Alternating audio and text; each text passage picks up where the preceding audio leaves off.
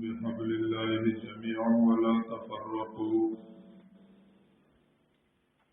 واذكروا نعمة الله عليكم إذ كنتم أعداء فألف بين قلوبكم فأصبحتم بنعمته إخوانا وكنتم على شفا حفرة من النار فأنقذكم منها كذلك يبين الله لكم آياته لعلكم تهتدون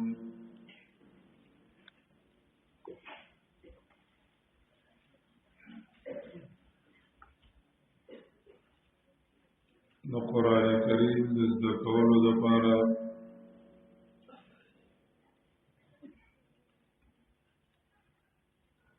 چې کومې خبرې ضروري وي هغې کې اولنۍ خبره وه تعارف د قرآن کریم د قرآن کریم پیژندل صحیح طریقې سره چې قرآن کریم او پیژندل شي نو په هغې باندې خپل طاقتونه خرج کول مال جان او وخت خرج کول هغه آسان شي بلکې صرف آسان نه بنده سعادت وګڼي چې زما وخت او زما استعداد او طاقت په صحیح ځای باندې صرف شو او په مقصد کې صرف شو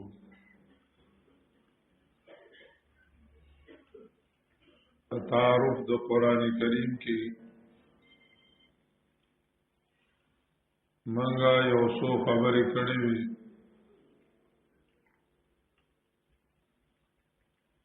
اولنۍ خبره وه تعریف د قرآن کریم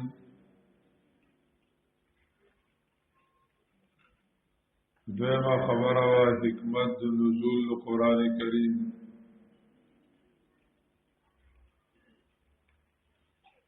درېمه خبره وه اسماء د قرآن کریم کمالات او اسماء د قرآن کریم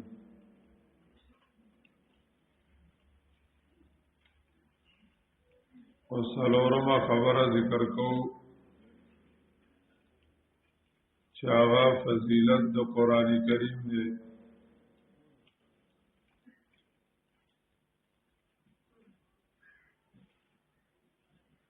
د قرآن کریم فضائل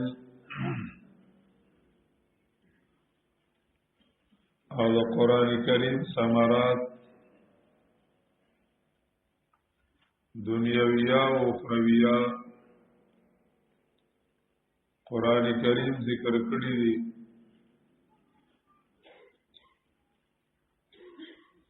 یو د دې لپاره چې عموما خلق چې دی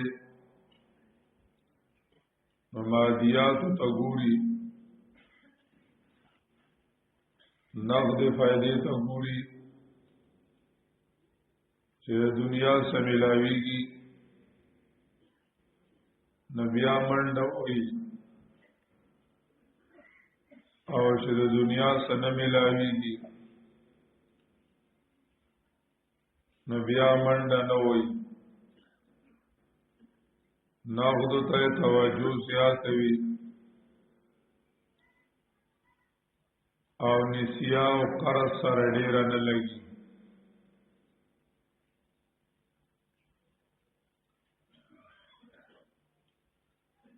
غرض کی دوستی مطلب کا زمانہ ارصد مادیات د پاره کوي د دنیاوی فائدو د پاره ارصد کوي چې شیخ الحدیث رحمه الله تعالی فرمایل وی مادی دور دے کسو دا تبسم کئی خندا در تسکی باغی کی بیم سمقصدی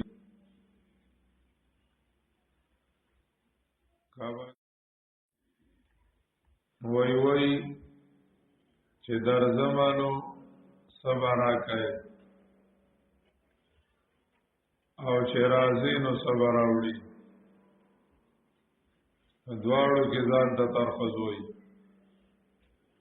چې راځي نو صبر راوړي او چې درځم نو صبر راکړي نو مقصود چې ده مادیات وي او توجه مادیات او تډیر وي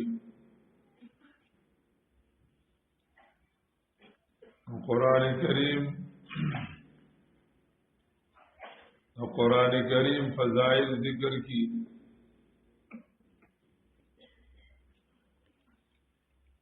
جبدے کے ډیر زیاد فوائد دی او ثمرات دی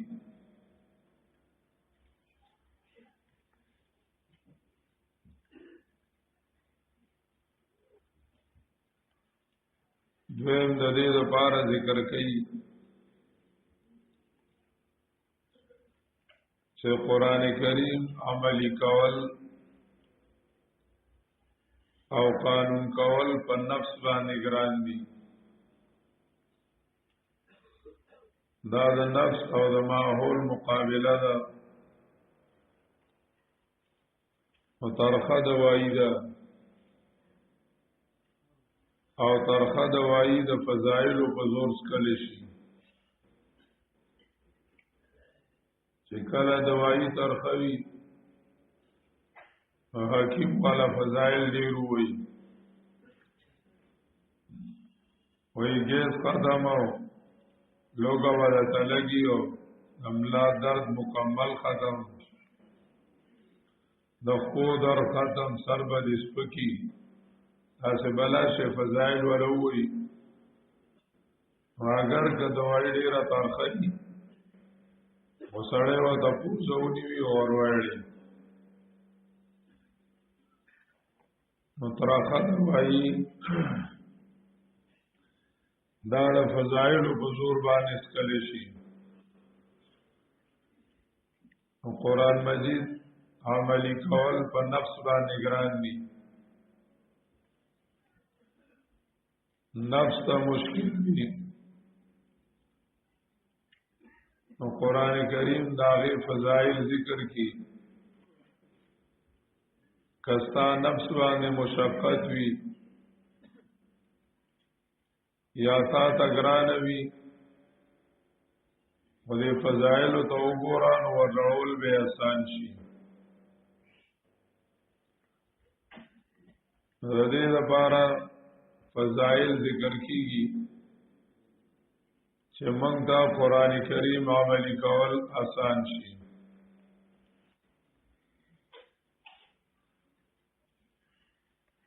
و دا غینا مخی دو خبری ضروری دی یو خبر ادا ده چې یو سورت د قرآن دی او بل حقیقت د قرآن دی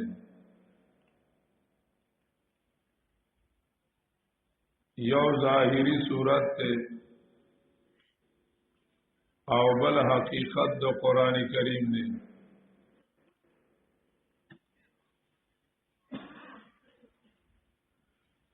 ظاهری صورت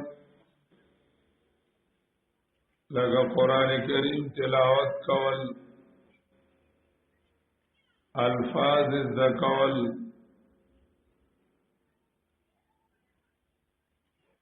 تجوید کول ترجمه کول دارنگی ربطنا خلاصی دا یادول دا ظاهری صورت دا قرآن دے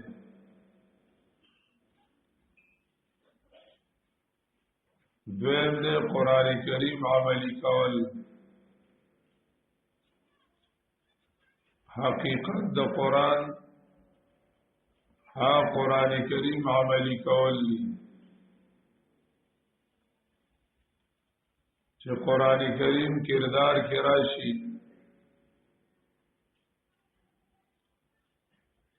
او په عمل کې او په قانون کې راشي دیتا حقیقت د قرآن وی تو قرآن کریم حقیقت وتا وی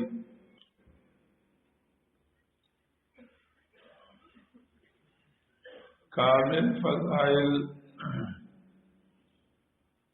اور قرآن کریم کامل فائدہ اغال ملاوی کی والا حاصلی کی چې د قرآن کریم حقیقت ملاوشي حقیقت د قرآن کریم ملاوشي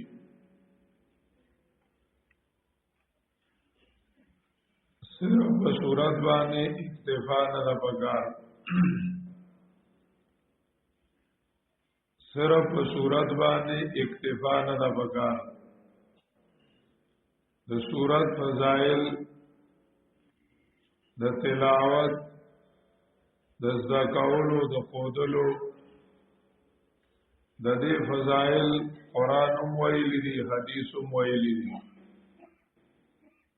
خدا دې لپاره دي چې مونږه حقیقت تورسو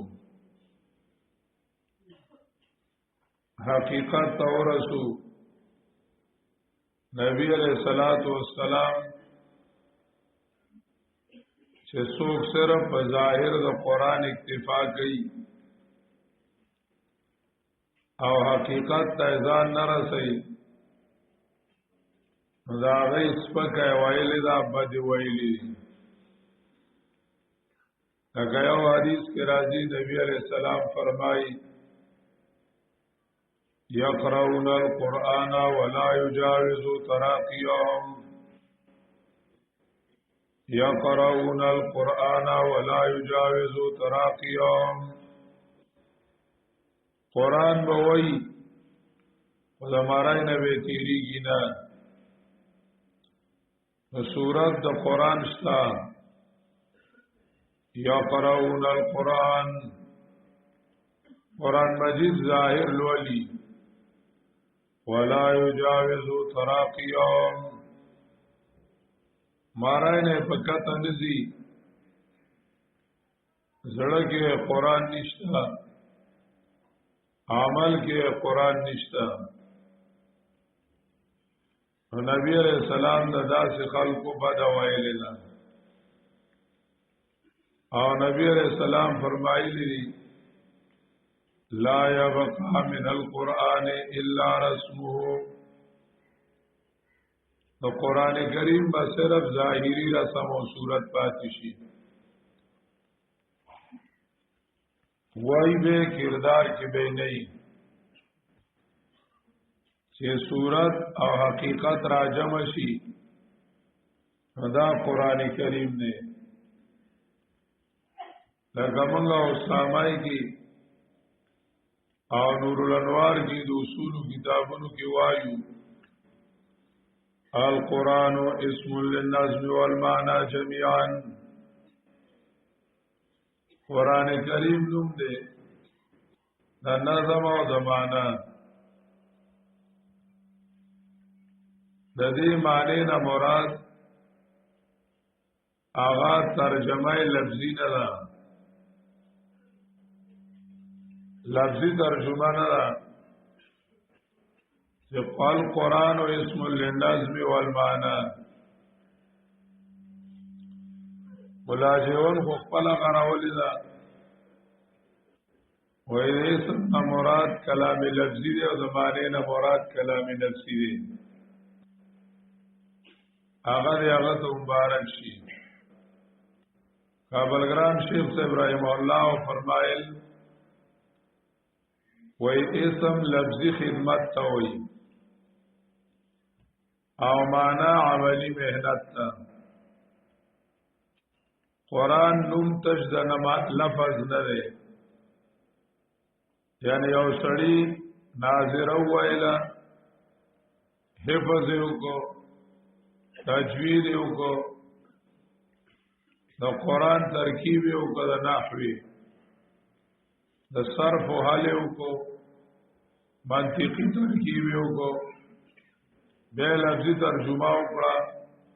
توجیهان یاد کړی عربتونه یاد کړل ارسه یاد کړل دا د قرآن د لفظ خدمت دی دا ټول د لفظ خدمت وکړو قرآن تش د دینوم نه دی اوس دی ورپسې شو او دا قرآن مجید عمل کې راوست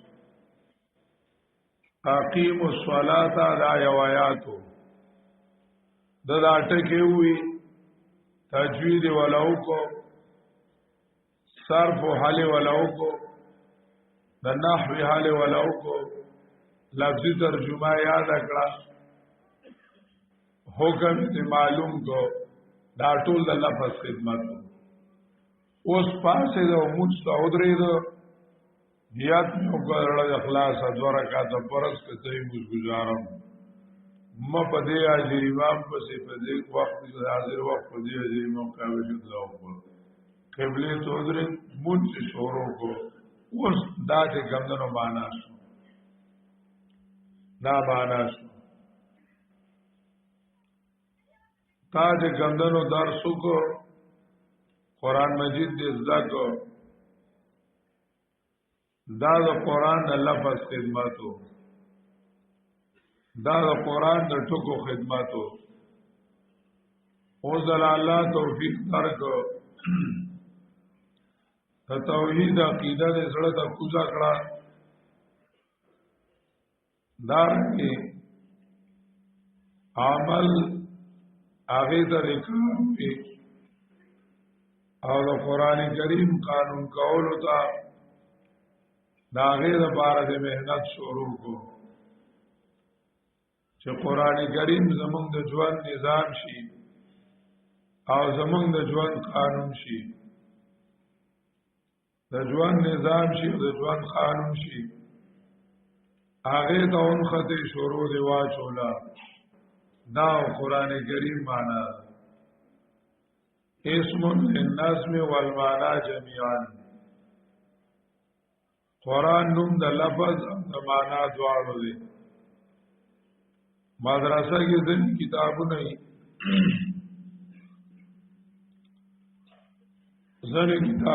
مدرسه کې او باندې صرف او صرف الفاظ لګي لکه مقامات ته داغي باندې صرف او صرف الفاظ زکای ټکی زکای پاغي باندې عمل نکي زګه مقامات باندې چې عمل کوي نو ټوله چاندي بګای یا وینو او چاندو طریقه خو دلې دا یا بسابعی باندې عمل کوي او ټوله ورځ په کوڅو کې ګرځي او عاشقي وکړي دا عمل کتابونه نه دي دارنګ سکولونو کې وی زنو کې صرف املا د کولی اردو زکای انګلیش زکای اردو زکی انګلیش زکی دا املا د کولی دا پاره کې عمل کول مقصد نوي قران کریم دا چې کتاب نه دی چې ګنې دا عربیت د کولی او ترکیب د کولی دا ترکیبونو کتاب نه دی او دا صرف الفاظو کتاب نه دی بلکې اسم للنظم والمعنى جميعا نظم آغای لفظی خدمت شو او معنی عملی خدمت شو نو صورت سره د حقیقت خیال ساتل پکار دي دانه چې صورت کې ثواب نشتا او صورت کې هم ثواب دی ما الفاظو کې ثواب دی تو قرآن کریم الفاظ دا الله د طرف راغلي دي او دې سره تعلق لري چې دا الله سره تعلق دی الله رب العزت سره تعلق دی چې سره ناظری خدمت کوي یا د حفظ خدمت کوي نو دا ډایرکټ د الله خدمت کوي فورا چې ډایرکټ دا الله رب العزت د طرف نه راغلي هغه الفاظ دي دا نه چې د صورت کې ثواب نشته اوریدو کې ثواب دی لیدلو کې ثواب دی او ویلو کې ثواب دی ویلو کې ثواب دی ځنې خلک هغه غلطی کوي مبالغه کوي او دا وایي چې د قران کریم چې معنی نظر دی او عمل په نه کوي نو تلاوت ته سجد نشته تلاوت ته سجد نشته دا غلطه خبره حضرت تانوی رحمه الله یو ځای کې بده باندې باس کړل دي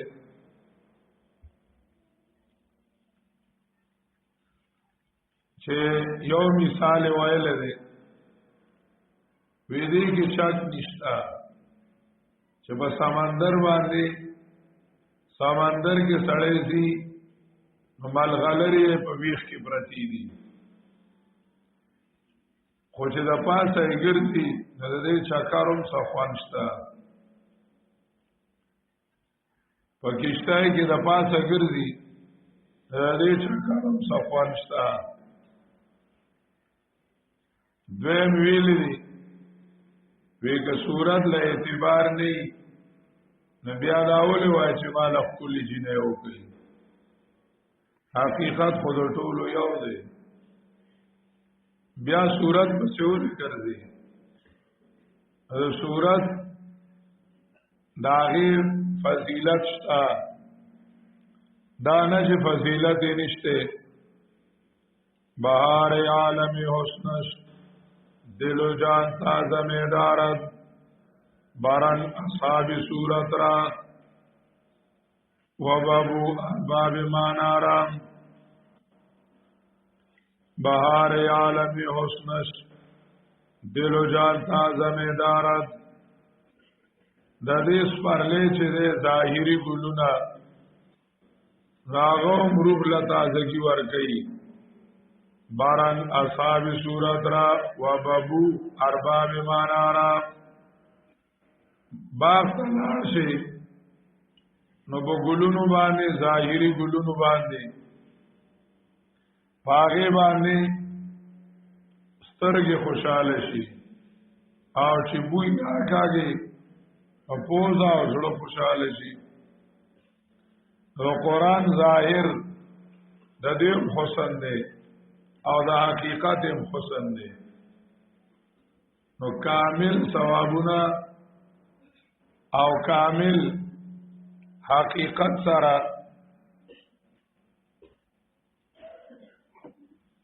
باغی سره ملاویږي یعنی په صورت اکتفا نه ده پکار چې صرف صورت باندې اکتفا وکړي او نبی علیہ الصلوۃ والسلام هغه ته خنري کتلی دا د خوارج علامه ویل دا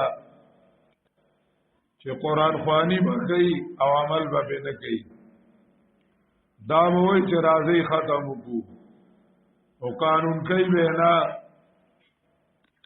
عمل کې به نه راولي کردار کې به نه راولي او چې صرف او صرف ظاهر دی تلاوتونو لزور ورکی قرآن خوانه لزور ورکی او عمل و کردار کی نراولی حذیفه رضی اللہ تعالی عنہ یو قول لے آغا فرمائلی دی یا علی القرآن زین القرآن بالفعال اید درس والو یا علی القرآن زین القرآن بالفعال اے قرآن والو ملگرو یا نبی علیہ السلام امتا زین القرآن بالفعال دا خپل درس او خپل تلاوت په عمل خسته کړي په عمل خسته کړي زین القرآن بالفعال خسته کړي قرآن لرا په عمل باندې قرآن نه مراد زین القرآن کی معنا مصدری ده خسته کړي دا خپل تلاوت او خپل درس په عمل سره فعمل سرا عبداللہ ابن مسعود رضی اللہ تعالیٰ عنہ فرمائلی دی من قرأ القرآن فدخل النار من قرأ القرآن فدخل النار فقد اتخذ آیات اللہ حضوا سوک جو قرآن کریم آغا ہوئی من قرأ القرآن قرآن کریم وئی تلاوت کئی درس کئی او سرد دینا دے دوزخ تلاړو سرد دینا یعنی قیامت کی دوزخ مستحق دے عبداللہ ابن مسعود وئی فقد اتخذ آیات اللہ حضوا دا دینا معلومه شو چې دنیا کې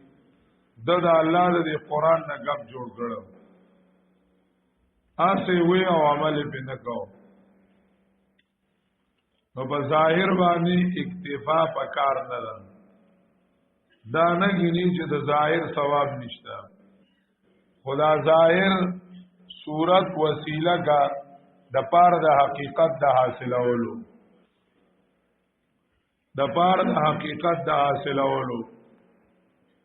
نو یو د دې خبرې فکر وکړو مطلب چې کامل ثمرات د قران پورا میوه د قران مجید او فواید دا اعلی حاصلېږي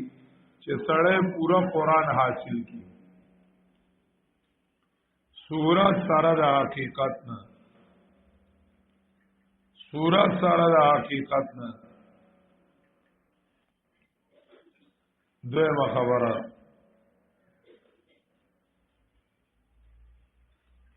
د قران مجید دوه قسم فائدې قران بیان کړی دي ثمرات دوه قسمه بیان کړی دي یو قسم آغا دنیوی دي او دویم قسم آغا اخروی دی یو قسم دنیاوی دی او دویم قسم اخروی دی یاوی د دنیا فائدې دی اچھا فائدې دنیا او دویم د آخرت فائدې دی پدې کې مقصود د آخرت پایدې دي مقصود چې دین د آخرت پایدې دي د دنیا فائدې واسطه مقصود نه وي دا موعود دي یو مطلوبی یو موعودی یو دای چې توي مقصد وګرځاوه دا غیر پاره یو کار کولی او دویم دای چې موعودی دکان د سړی لاړ شي سودا علی نو سړی پارس کا اخلی چینی او غوړی او چې را روانیږي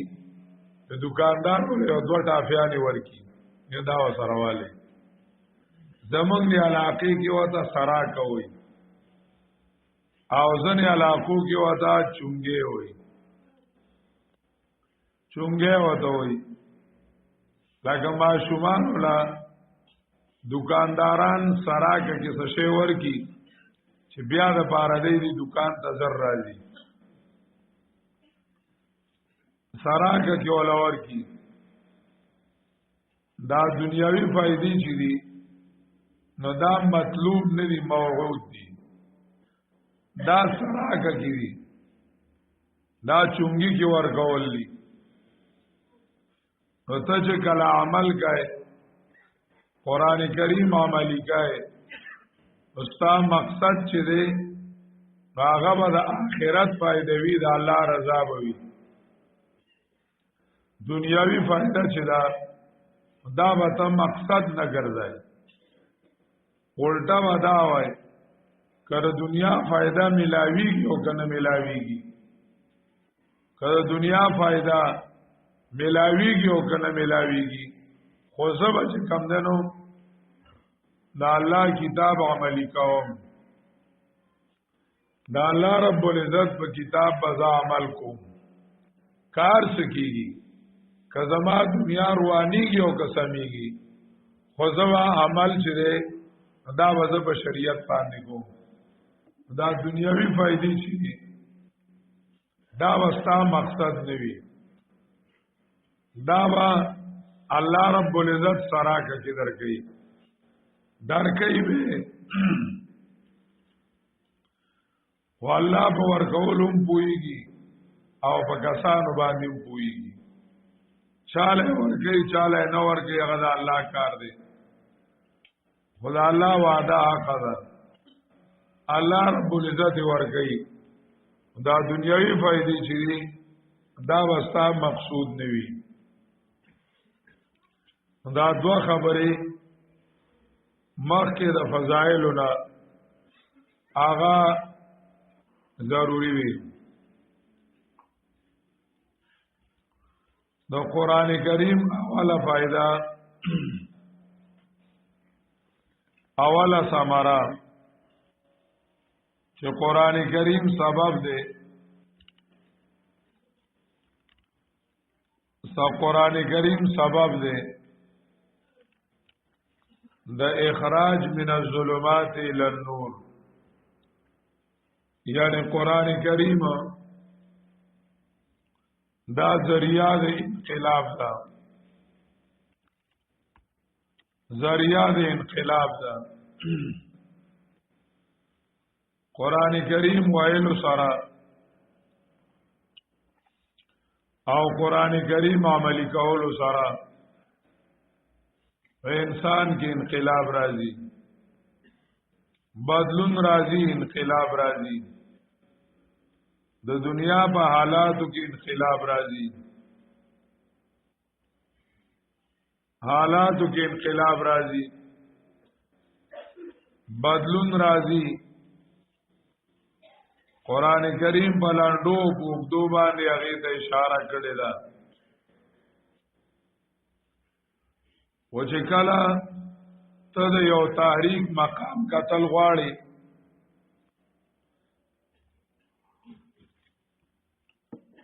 د یو تحریک مقام قتل غواړي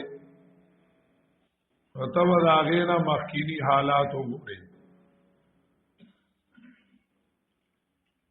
مخکینی حالات پر وګورې بیا هغه تحریک سره چې کم بدلون راغلی نو هغه حالات په بیا وګورې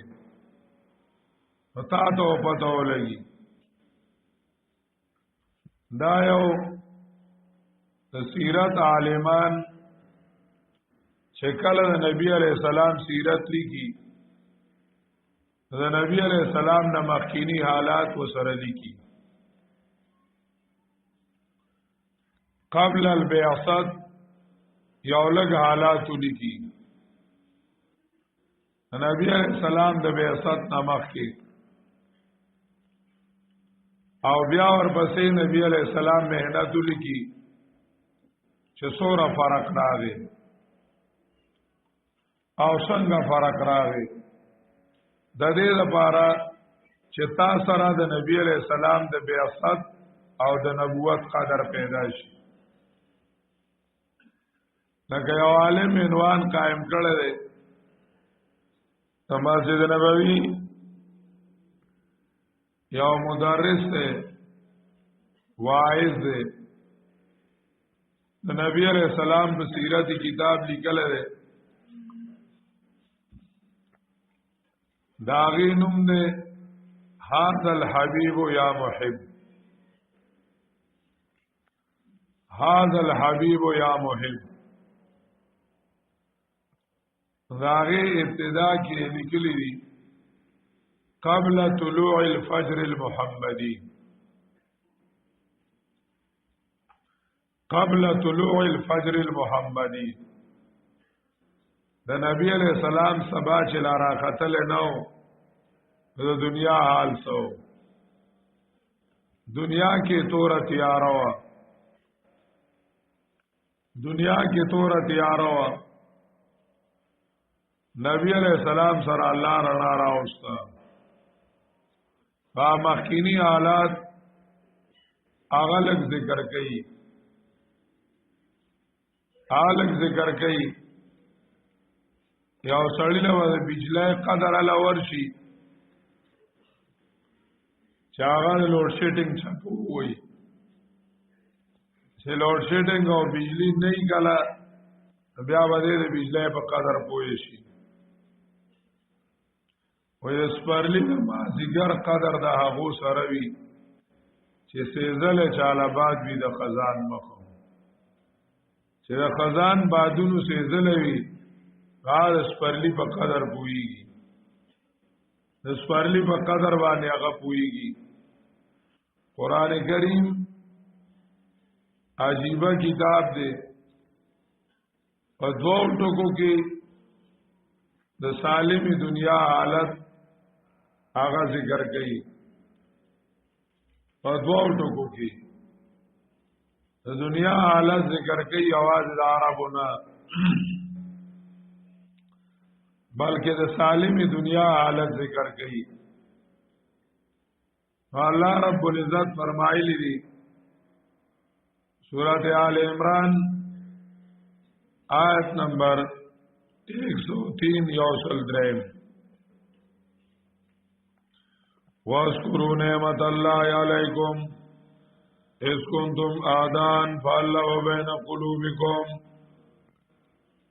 یاد کی نعمت دا اللہ پا خلصانو باندی اس کنتم آدان پا وقتی چتاسو دشمنان ہوئی دائد دنیا سیاست آغا ذکر کو تو قرآن کریم نمک کی سیاسی حالت داو چتاسو دشمنان ہوئی عداوت و دشمنی وا پا دیو ٹکی بانی چی وضاحت کئی چې د قرآن مخکې د دنیا سیاسی حالت هندوستان راوالی قیصر راوالی کسرا راوالی او د عربو حالت راوالی نو تقریبا چې جلدونه کتاب پی لیکل کیږي غالبا یو عالم منتهى العرب في احوال العرب قبل الاسلام دا کتاب لیکل دی او غالبا 12 جلد دی خو یو جلد اوچتولو نه دی د دنیا حالات لیکلي دي چې دنیا کې څه کېدل د نبی علی السلام نه مخکې د نبی علیہ السلام نمک کې څه کېدل قران کریم په یو ټکی کې راوړل عداوت تشریح وا